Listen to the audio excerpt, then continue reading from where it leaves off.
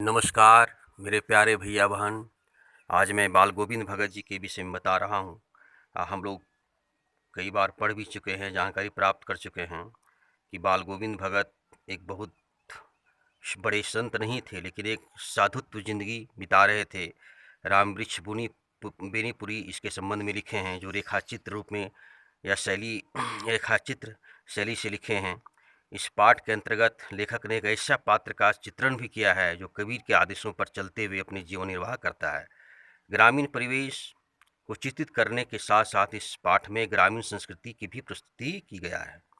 बाल गोविंद भगत के बाह्य व्यक्तित्व से यह भी बताने का प्रयास किया गया है कि सन्यासी जीवन का आधार बाहरी व्यक्तित्व ही नहीं अपितु मानवीय सरोकार भी होता है। बाल गोविंद भगत के माध्यम से लेखक ने सामाजिक बुराइयों एवं रूढ़िवादी सोच पर भी प्रहार किया है, मानवीयता की भावना को प्रतिपादित करने का भी प्रयास किया है। लेखक को यह प्रेरणा तब मिली क्योंकि लेखक एक ब्राह्मण परिवार से संबंधित थे और उनका ब्राह्मणत्व होने का अहंकार इसलिए हो चुका था क्योंकि 5 वर्ष की आयु से ही ग्रामीण वाले सभी उसके चरण जाके छूते थे। लेकिन जब बाल गोविंद भगत की साधुत्व वृत्ति को उन्होंने देखा तब उन्हें लगा कि नहीं, मनुष्य जाति पाति से ऊपर उठ करके ही एक महान व्यक्तित्व के रूप में उभर सकता है। बाल गोविंद भगत का बाह्य और आंतरिक व्यक्तित्व क्या था, इस ध्यान से सुनेंगे। बाल गोविंद भगत लगभग 60 वर्ष के मंझोले कद के गोरे चिट्टे व्यक्ति थे। उनके बाल पक चुके थे भैया, सफ़ेद हो गए थे। वह बहुत कम कपड़े पहनते थे, कमर पर एक लंगोटी मात्र और सिर पर कबीरपंथियों की सी टोपी लगाते थे। वह कबीर को ही अपना साहब मानते थे, याद रखिएगा। उन्हीं के गीतों को गाते हुए और उन्हीं के आदर्शों पर चलते भी थे। वह कभी झूठ नहीं बोलते थे और सबसे खराब व्यवहार करते थे भैया। इसका अर्थ यह नहीं कि वह कोई साधु थे। उनका एक बेटा और पुतहू भी थी, थोड़ी सी खेती बाड़ी और एक साफ सुथरा मकान था। उनका सबसे बड़ा गुण उनका मधुर कंठ और कबीर के प्रति अगाध प्रेम था भैया। वे कभी किसी की चीज़ नहीं छूते। जो कुछ खेत में पैदावार होती उसे कबीरपंथी मठ में भेंट स्वरूप ले जाकर रख देते और वहाँ से प्रसाद स्वरूप जो कुछ मिलता उसी से गृहस्थी चलाते थे। अब आगे देखिए कि बाल गोविंद भगत का संगीत के प्रति कितना अगाध प्रेम था। आषाढ़ की रिमझिम में जब समूचा गांव हल बैल लेकर खेतों से निकल पड़ता और बच्चे भी जब खेतों में उछल कूद कर रहे होते, उसी समय उसके कानों में एक मधुर संगीत लहरी सुनाई देती। उनके कंठ से निकला संगीत का एक एक शब्द सभी को मोहित कर देता था। तब पता चलता है कि बाल गोविंद भगत कीचड़ में लिथड़े हुए अपने खेतों में धान के पौधों को रोपनी कर रहे हैं। काम और संगीत की ऐसी संयुक्त साधना मिलनी बहुत मुश्किल है भैया। भादों की आधी रात में भी दादुरों की टटर से भी ऊपर बाल गोविंद भगत की संगीत सुनाई पड़ता है।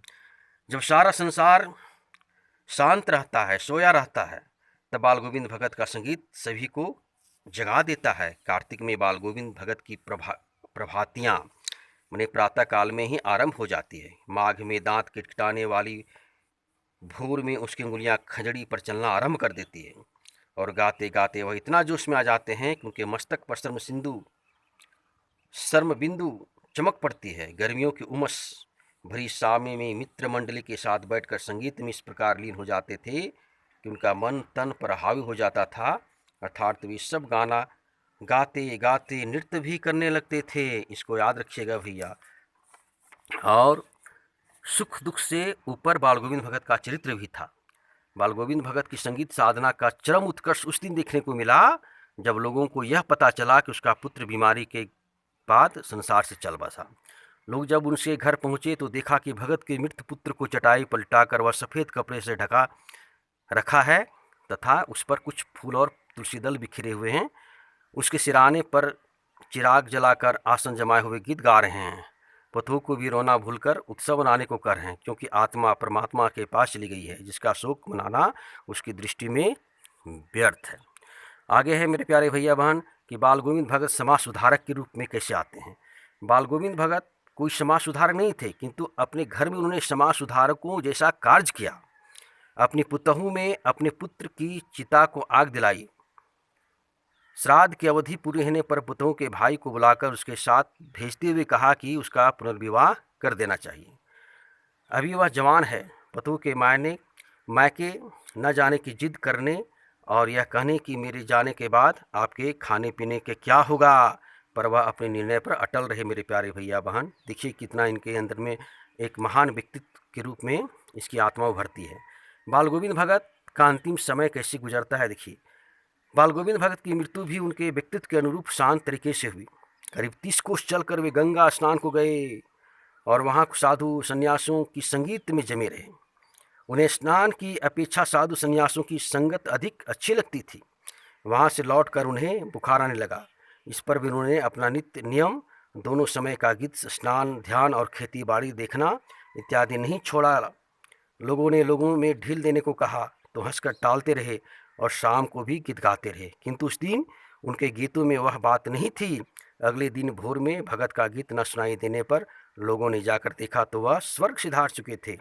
इस तरह मेरे प्यारे भैया बहन, यह पाठ का अंतिम पद बड़ा ही मार्मिक है। आप इसको ध्यान से सुनेंगे तो इससे संबंधित जो भी प्रश्न आपको मिलेंगे आप बहुत अच्छी तरह से इसका उत्तर दे सकते हैं।